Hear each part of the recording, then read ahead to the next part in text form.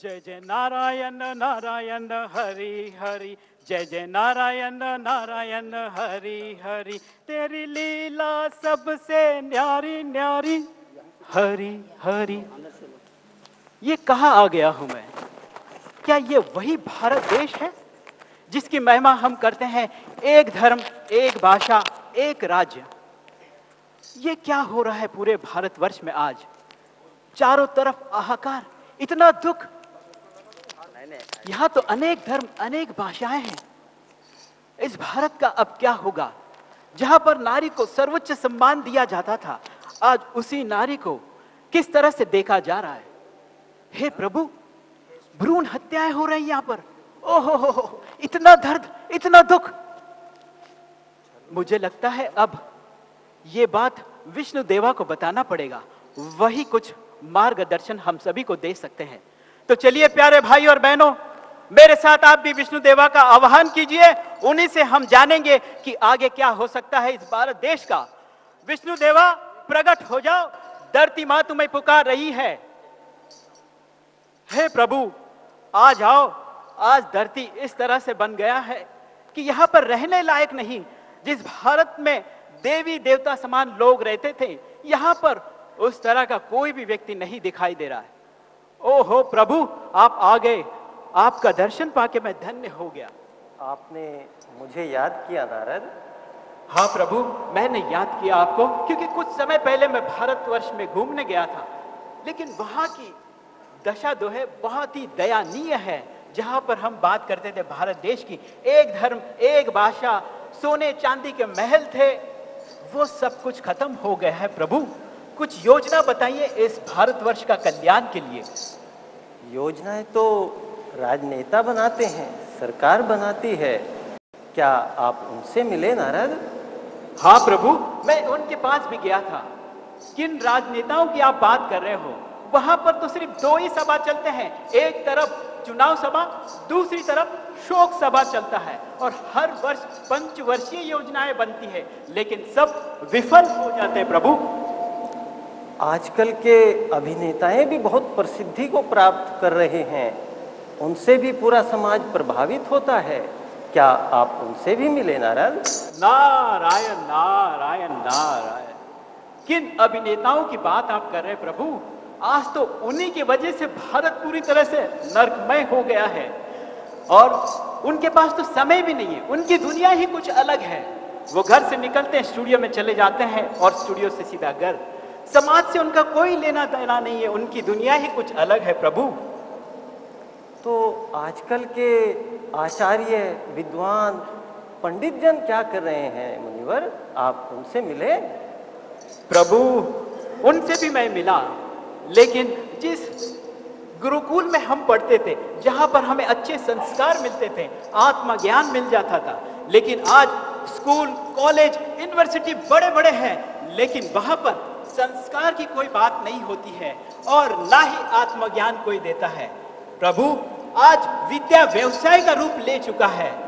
इसीलिए प्रभु, आप कुछ नई योजना मुझे बताइए। आजकल भारत में युवा शक्ति बड़ी प्रसिद्धि को प्राप्त कर रही है। कहते हैं युवाएं दिशा बदलने में सक्षम हैं। क्या आप उनके पास गए थे मुनिवर? प्रभु, क्या बात कर रहे हैं आप भी?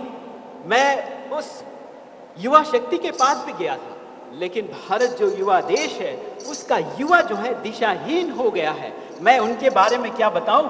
उनका मैं दर्शन ही कराता हूं आपको। नारायण नारायण नारायण।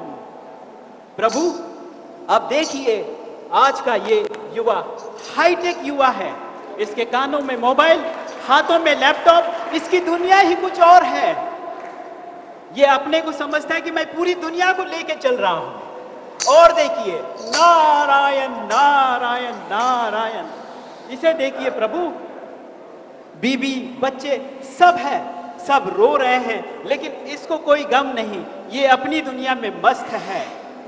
और देखिए प्रभु, क्या कहें हम ऐसे युवाओं को? ये आज के नौजवान, इसे देखिए, अच्छा पढ़ा लिखा लड़का, डिग्री होल्डर है, लेकिन जाने कैसे इसको ये आदत लग गई और ये बिल्कुल बदल गया प्रभु।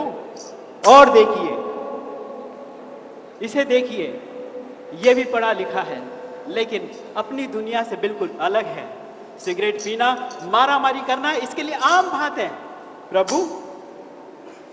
और देखिए प्रभु, यहां पर बूढ़ा बाप अपने जवान बेटे को संभाल रहा है। होना यह चाहिए था कि जवान बेटे को बूढ़े बाप को संभालना चाहिए था, लेकिन ये पूरा उल्टा चक्र घूम रहा है प्रभु। कुछ कीजिए। और आज अमीर हो या गरीब हो, सबके पास कोई ना कोई बीमारी है। कैंसर, डायबिटीज, एड्स, जाने कौन कौन से बीमारियां हैं प्रभु। आप कुछ कीजिए, वरना इस भारतवर्ष लगता है अब विनाश की ओर है प्रभु। आप व्यथित ना हो मुनिवर, धैर्य रखें, क्योंकि ये तो एक पहलू था, आपने दूसरा पहलू अभी नहीं देखा है मुनिवर। भारत में राजस्थान प्रांत के अरावली पर्वतों की श्रृंखलाओं में के मध्य में एक सदाचारी युवाओं का संगठन तैयार है, जो कि उज्जवल भारत के निर्माण में अपनी त्याग तपस्या के द्वारा सदाचार का प्रकाश फैला रहे हैं। नारद, आप उनके पास जाओ, उन्हें देख कर आओ। जो आज्ञा प्रभु, अभी मैं उनका दर्शन करके आता हूं। नारायण नारायण नारायण। ओ हो, अरावली पर्वत पर ये क्या मैं देख रहा हूं? ये तो बिल्कुल अलग दिखाई दे रहा है। यहां से तो प्रकाश ही प्रकाश नजर आ रहा है। और ये राजयोगी युवा, इतने सद्गुणों से संपन्न, दैवी गुणों से संपन्न युवा, ओ हो, लगता है परमात्मा की शक्ति गुप्त रीति से अपना कार्य कर रही है और आने वाले समय में कोई नया चमत्कार होने वाला है। ओ हो, इनकी आंखों में तो मुझे नया युग का दर्शन हो रहा है, नई दुनिया का दर्शन हो रहा है प्रभु। आपकी लीला अपरम अपार है प्रभु। नारायण नारायण नारायण। प्रभु, आपने जो कहा था उससे भी कई अधिक मैं देखा। लगता है परमात्मा की शक्ति कार्य कर रही है। मुनिवर, मैं आज आपके समक्ष एक अति गोपनीय रहस्य प्रकट करता हूँ। अवश्य प्रभु। वह यह है कि स्वयंभू त्रिलोकीनाथ त्रिमूर्ति परम पिता परमात्मा शिव स्वयं इस धरा पर अवतरित हो चुके हैं और पिछले 77 वर्षों से प्रजापिता ब्रह्मा के माध्यम से सत्य गीता ज्ञान दे रहे हैं, जिसके द्वारा पुनः आदि सनातन देवी देवता धर्म की स्थापना हो रही है। हे मुनिवर, अब वह दिन दूर नहीं जब इस सृष्टि का परिवर्तन होगा और यह सृष्टि स्वर्ग बन जाएगी। भारत में स्वर्णिम युग का उदय होगा, जहाँ पर नर नारायण बन जाएगा और नारी लक्ष्मी बन जाएगी। घर घर में सुख चैन की बंसी बजेगी। एक धर्म, एक भाषा और एक राज्य होगा।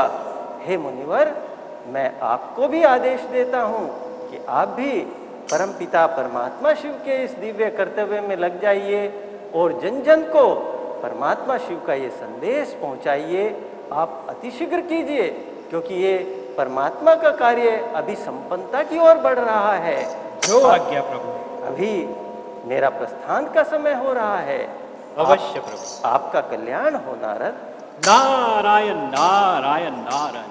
देवियों, सज्जनों, आप सभी ने देखा, विष्णु देवा ने हम सभी के बीच एक रहस्य खोल के रख दिया है। हम सभी को एक बहुत अच्छा मौका है कि हम मनुष्य से देवतुल्य बन सकते हैं। उसके लिए सिर्फ करना यही होगा कि आपको प्रजापिता ब्रह्मा कुमारी ईश्वरीय विश्वविद्यालय में जाकर भारत का प्राचीन राजयोग सीखना होगा, जिससे आप मनुष्य से देवतुल्य बन जाएंगे और आपका भारत का राजयोग सीखने से भारत फिर से स्वर्ग बन जाएगा। वो सोने की चिड़िया भारत फिर से बन जाएगा। तो मुझे दीजिए आज्ञा। नारायण नारायण। जय जय नारायण नारायण हरि हरि। जय जय नारायण नारायण हरि हरि। तेरी लीला सबसे न्यारी न्यारी हरि हरि।